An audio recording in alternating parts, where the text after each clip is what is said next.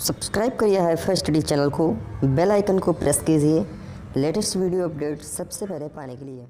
Hello friends, once again welcome back to only YouTube channel HiFi Study पर आपका स्वागत है। और आज मैं यहाँ पे आपके सामने लेके आई हूँ हिंदी की second class, BTC second semester वालों की सेकंड क्लास है, जो कि फर्स्ट क्लास में आपको करा चुकी ऑलरेडी से। उसमें 25 क्वेश्चंस मैंने करा दिए हैं, वेरी शॉर्ट क्वेश्चन। जिसने वह वीडियो नहीं देखा है शो उस वीडियो को देख लेना, बहुत ज़्यादा इंपॉर्टेंट होने वाली है आपके एग्जाम्स के बेस से।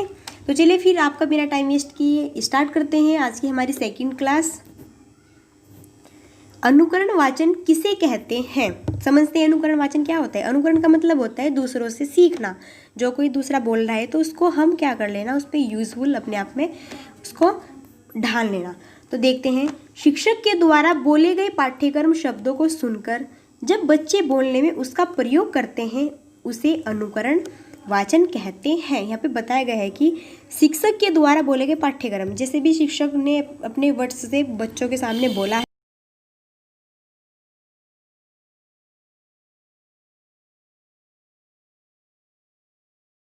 कहते हैं, यानी कि दूसरों से सुनकर सीखना, उसको ही हम अनुकरण वाचन कहते हैं। फिर नेक्स्ट है, मौन वाचन के दो उद्देश्य लिखिए। Very very most important question है, बहुत ज़्यादा आता है और सिर्फ आप इसको समझ लो कि मौन वाचन क्या होता है बस। तो देखते हैं इसके उद्देश्य। दूसरों को किसी भी प्रकार की बाधा पहुंचाए बिना पठनीय सामग्री का भाव ग्रहण करना। अगर आपके पास कोई बंदा बैठा हुआ है और आपका मन है कि मुझको तो पढ़ना है, और आप फिर ये भी बोलोगे कि इसको भी डिस्टर्ब नहीं करना है जो मेरे पास में बैठा हुआ है, तो फिर आप क्या कर सकते हो, आप बिल्कुल मौन वाचन की तरह अपने मन में ही बिना होठ फरफराते हुए आप उसको अपनी जो भी आपकी एजुकेशन है उसको क्या कर सकते हैं, ग्रहण कर सकते हैं। तो सबसे इम्पोर्टेंट और सबसे ज़्यादा फायदा होता है। और जब बच्चे बड़े हो जाते हैं फिर तो ज़्यादातर मौन वाचन ही करते हैं। कौन पढ़ता है बोल बोल कर, कोई नहीं पढ़ता, फिर सब मौन वाचन नहीं पढ़ते हैं क्योंकि डिस्टर्ब होते हैं फिर। तो इससे आप दूसरों को कोई बाधा पहुँचाए भी अपना जो आपकी वो है पठनीय है उसको आप ग्रहण कर सकते हो। जो भी आपको पढ़ना है उसको आप ग्रहण कर सकते हो दूसरों को डिस्टर्ब किए। फिर सेकंड है, अवकाश के क्षणों का उपयोग करना। अवकाश के क्षणों का क्या करना, उपयोग करना। फिर नेक्स्ट देखते हैं क्वेश्चन, पुरुषवाचक सर्वनाम के प्रकारों के नाम लिखिए, अथवा पुरुषवाचक सर्वनाम किसे कहते हैं उनके भेदों का उल्लेख कीजिए, या पुरुषवाचक सर्वनाम किसे कहते हैं उदाहरण सहित लिखिए। इनमें से आपका कोई सा भी क्वेश्चन बन जाए बट आंसर आपको यही करना है, देख लेना। अब देखते हैं,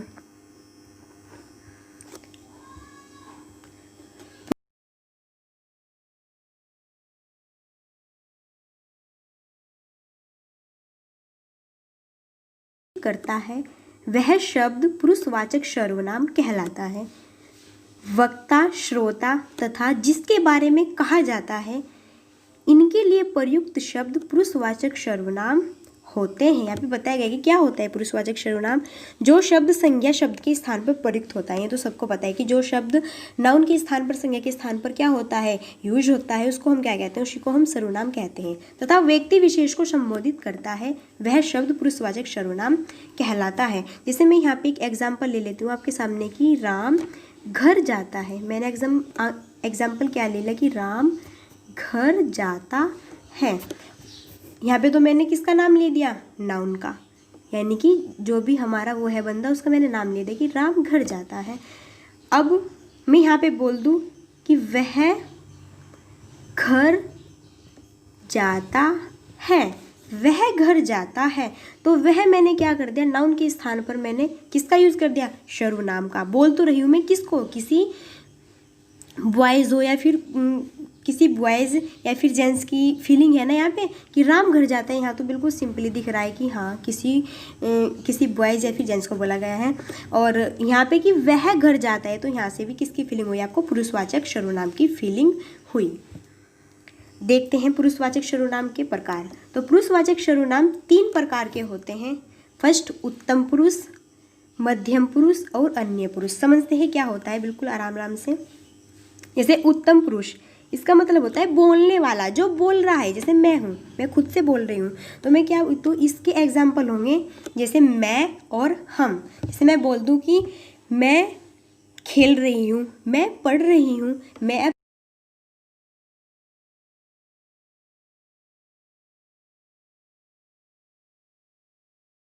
नाम में आ जाएंगे। जैसे ये है, फिर जैसे मैं, मेरा, मुझे, ये सब हमारे किस में आएंगे, सब हमारे उत्तम पुरुष में आएंगे। सेकंड है यहाँ पर हम का क्या होता है, जैसे कि हम पढ़ रहे हैं, हम, हमारा, हमको, हमने, हमसे, ये शब्द किस में आएंगे, आपके उत्तम पुरुष सर्वनाम में आएंगे। ये नहीं कि सिर्फ ओनली आपको यहाँ पे हम दिखाए, नहीं, हम की जितने भी कैटेगरी है, आपको जितने भी हमसे बनते कि हम, हमारा, हमको, हमसे, हमने, हमसे, जो भी ये सब हमसे बनते हैं जितने भी वर्ड्स, तो ये सब हमारे किस में आएंगे, उत्तम पुरुष सर्वनाम में आएंगे।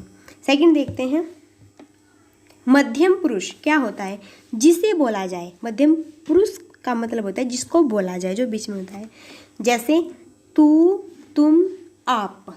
क्या, तू, तुम, आप। अब देखो, आप तू और तुम का यूज़ कहाँ करते हो, जो आपसे नीचे लेवल का है, जो आपसे नीचे लेवल का है। और आप का यूज़ कहाँ करते हो, जो आपसे अप लेवल का है। क्योंकि आप अपने से बड़े को तो ऐसे नहीं बोल सकते कि तू क्या कर रहा है, तुम कहाँ जा रहे हो, तो उसको क्या बोलोगे, आप सम्मान देने के लिए, उसको रेस्पेक्ट देने के लिए क्या बोलोगे कि आप कहाँ जा रहे हो, आप अब क्या कर रहे हो, है ना, ऐसे ही बोलते हैं ना। तो देखते हैं, समझते हैं। जैसे तू, तुम, कि इससे कोई भी वर्ड बन जाए, तू, तुम, तुम्हारा, तुमको, तुम्हें, तुमने, तुमसे, जितने भी सारे इससे तुम की कैटेगरी के वर्ड्स हैं, ये सब हमारे मध्यम पुरुष में आएंगे। जैसे, और हम तुम या तुम का यूज़ ज़्यादातर कहाँ करते हैं, जो हमारा नीचे लेवल का होता है, जिसको हम बोल सकते हैं, जिससे हम बड़े होते हैं, उसके लिए हम तू या तुम का यूज़ करते हैं। अगर हमारे सामने हमारे बड़े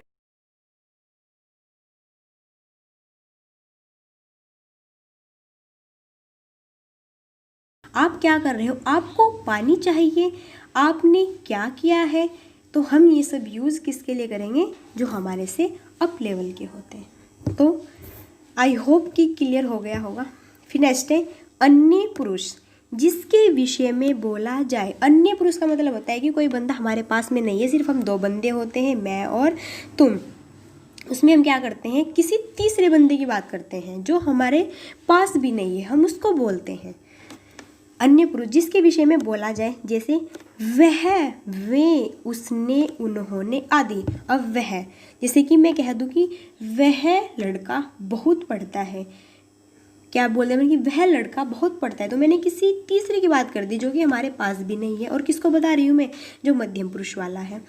जैसे फिर है यहाँ पे वे बहुत पढ़ते हैं, ये बोल दो कि वे बहुत पढ़ते हैं, तो वे बहुत पढ़ते हैं, मैंने किसी तीसरे बंदे की बात की जो कि हमारे पास नहीं है। फिर मैंने बोल दिया कि उसने अपना एग्ज़ाम क्वालिफाई कर दिया, हम तीसरे बंदे की बात कर रहे हैं जो हमारे पास नहीं है, और उसने अपना उसने अपना एग्ज़ाम क्वालिफाई कर दिया। सो हम उसको क्या बोल रहे हैं दूसरे बंदे के सामने, कि उसने अपना एग्ज़ाम क्वालिफाई कर दिया। फिर है कि उन्होंने, फिर हम ऐसे बोल सकते हैं कि कुछ भी, कि उन्होंने अभी बीटीसी फर्स्ट सेमेस्टर ही किया है, कुछ भी बोल दो आप, जो भी आपके मन में है, एग्जाम्पल कुछ भी है। तो बात यहाँ पे ऐसी होती है कि समझाने की, कि आप यहाँ पे अन्य पुरुष में किसी थर्ड बंदे की बात करते हो जो कि हमारे पास भी नहीं होता है, और हम आपस में डिस्कस करते हैं किसी अन्य बंदों के बारे में। तो आई होप कि क्लियर है बिल्कुल। ये यहाँ से क्वेश्चन बहुत ज़्यादा बनते हैं।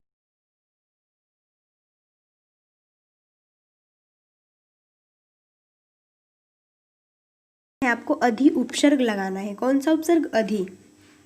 तो देखो, अधि उपसर्ग लगाकर कितने वो शब्द बनाने हैं, 4। तो सबसे पहले यहाँ पे लगा दिया हमने अधिपति, अधिनियम, अधीन, अधिष्ठ था। तो यहाँ पे क्या हो जाएगा, अधि प्लस पति, अधि प्लस नियम, अधि प्लस इन, अधि प्लस स्थाता। तो इसका क्या हो जाएगा, अधिपति, अधिनियम, अधीन, अधिष्ठाता।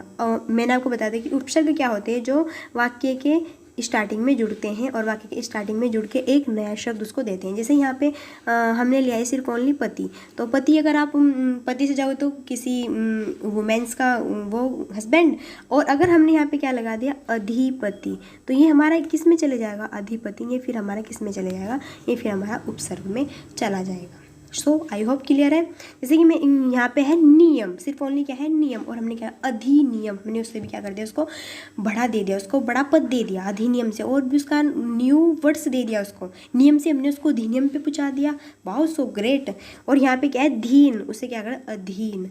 यहाँ पे क्या है, जैसे यहाँ पे होता स्थाता, तो इसको हमने क्या दे दिया अधिष्ठाता। तो उपसर्ग लगाकर हम अपने वर्ड्स को क्या कर सकते हैं, चेंज कर सकते हैं, न्यू रूप दे सकते हैं उसको, और अच्छा उसको हम बहुत अच्छी रेस्पेक्ट भी दे सकते हैं। सो आई होप आप ऐसे बोल सकते हो इसको। आगे देखते हैं फिर नेक्स्ट, क्रिया विशेषण की परिभाषा लिखते हुए 2 उदाहरण दीजिए। क्रिया विशेषण क्या होता है, जो शब्द क्रिया की विशेषता बताते हैं वह क्रिया विशेषण कहलाते हैं। जो शब्द किसकी विशेषता बताते हैं, क्रिया की विशेषता बताते हैं, वर्ब की इस विशेषता बताते हैं, उसको हम क्या कहते हैं, उसी को हम क्रिया कहते हैं, क्रिया विशेषण कहते हैं। जैसे खरगोश तेज दौड़ता है, खरगोश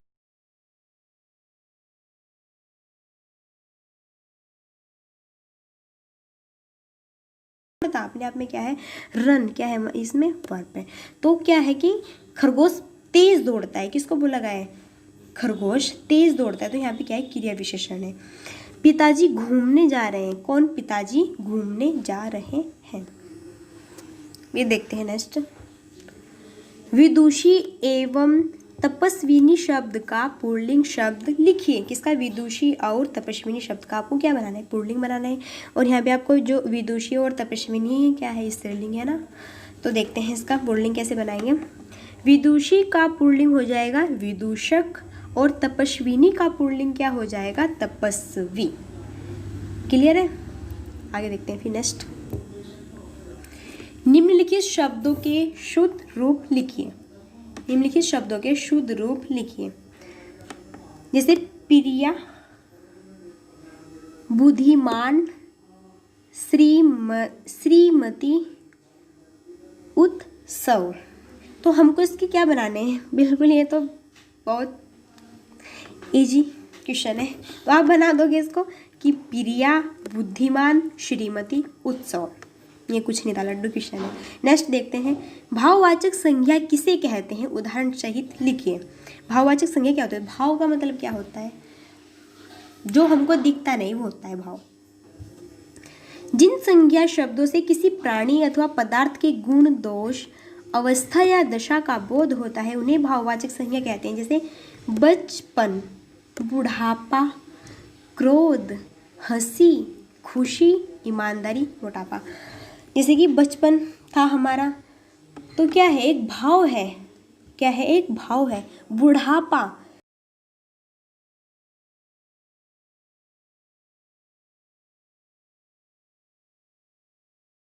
खुशी भाव है, गम सब भाव है, ईमानदारी सब क्या है अपने आप में सब भाव है।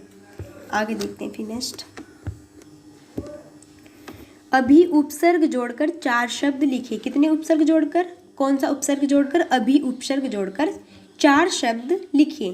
तो अभी उपसर्ग जोड़कर 4 शब्द, जैसे कि यहाँ पे है वर्ड हमारा क्या ओनली वादन। वादन तो हमने इसको और भी अच्छा वो दे दिया, रेस्पेक्ट दे दी कि इसको वादन को और भी अच्छी रेस्पेक्ट देंगे, तो हमने इसके सामने क्या जोड़ दिया अभिवादन। क्या जोड़ दिया अभिवादन। तो अभी हमारा क्या है अपने आप में एक उपसर्ग है।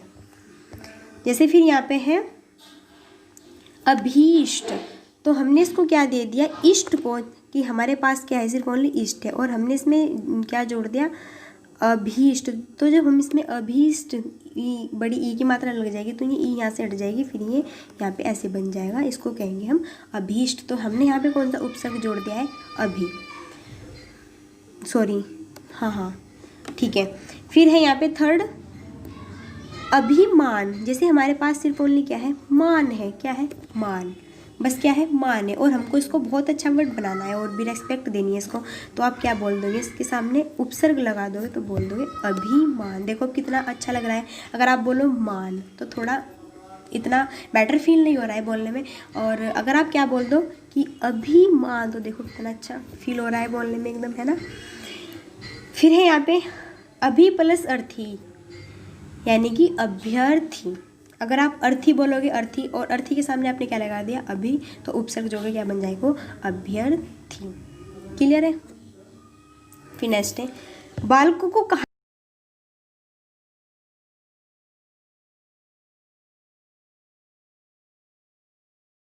कहानियों में घटनाओं का सजीव चित्रण होता है। जो कहानी होती है उसमें क्या होता है, घटनाओं का सजीव चित्रण होता है। कहानी क्यों पसंद करते हैं बच्चे, कहानी इसलिए पसंद करते हैं कि कहानी से उनको बहुत इमेजिनेशन और बहुत अच्छा फील होता है और उससे वो चीज़ों को भी सीख जाते हैं। फिर नेक्स्ट है कहानीकार का प्रमुख कौशल क्या होना चाहिए। जो कहानीकार है उसका प्रमुख कौशल क्या होना चाहिए, तो कहानी में कौतूहल एवं जिज्ञासा बनाए रखना कहानीकार का प्रमुख कौशल है। यानी कहानी में क्या होनी चाहिए, कौतूहल एवं जिज्ञासा बनाए रखना। आप में इतनी हिम्मत होनी चाहिए कि आप कहानी को सुनते समय क्या होना चाहिए, उसमें जिज्ञासा उत्पन्न होनी चाहिए, तभी तो आप उसको अच्छी तरीके से इमेजिनेशन कर पाओगे। और अगर पता लग रहा है कि कोई बंदा हमको कहानी सुना रहा है या फिर हम सुन रहे हैं, कोई स्टोरी सुन रहे हैं, तो हमारा जो माइंड है वो और कहीं है, तो फिर आप उसको सही इमेजिनेशन नहीं कर सकते हो। तो उसमें आपकी जिज्ञासा होनी चाहिए। फिर नेक्स्ट है कहानी का महत्व बताइए। कहानी से ज्ञान की वृद्धि होती है, बिल्कुल। बालक की कल्पना शक्ति का विकास होता है, हाँ जी। बालक का सर्वांगीण विकास होता है, बिल्कुल।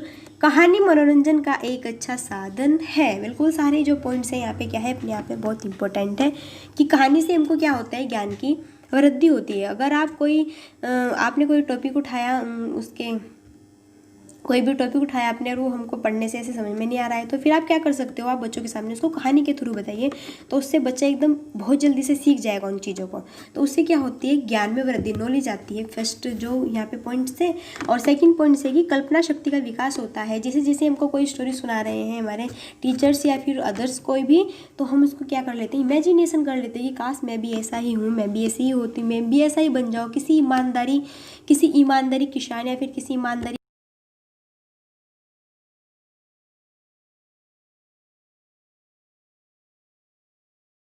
सर्वांगीण विकास, इससे बालक का क्या होता है, सर्वांगीण विकास होता है, डेवलपमेंट अच्छा हो जाता है। और कहानी मनोरंजन का एक अच्छा साधन है, बिल्कुल। अगर बोरिंग टाइप में पढ़ाई चल रही है तो फिर आप वहाँ पे स्टोरीज़ के थ्रू आप वहाँ पे अपनी एजुकेशन को करा सकते हो, जिससे कि बच्चों को क्या आ जाएगा, एक मनोरंजन का साधन के रूप में वो उसको ग्रहण करेगा।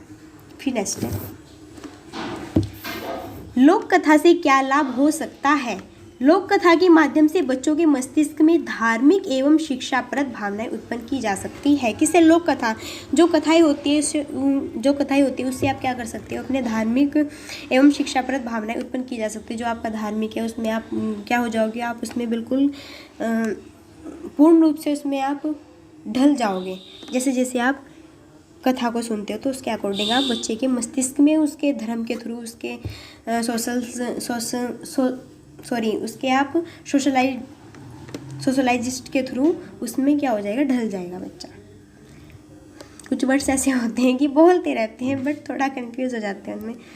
नेक्स्ट है वाचन कितने प्रकार का होता है। वाचन 2 प्रकार का होता है, शैशवर वाचन और मौन वाचन। बिल्कुल आपको पता है ये कि शैशवर वाचन क्या होता है, जिसको हम बोल कर बहुत तेज से बोल कर पढ़ते हैं।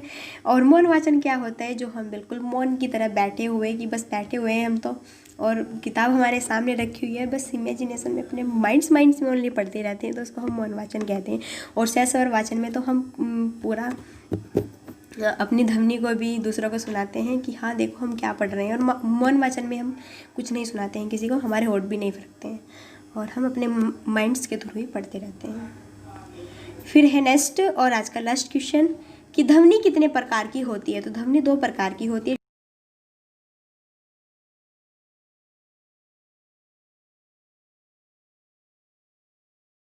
कि आपके समझ में आ गया होगा। अगर आपको कोई भी प्रॉब्लम्स है इसमें तो आप मेरे को बता सकते हो कमेंट बॉक्स में, मैं नेक्स्ट वीडियो में उसको सॉल्व कर दूँगी।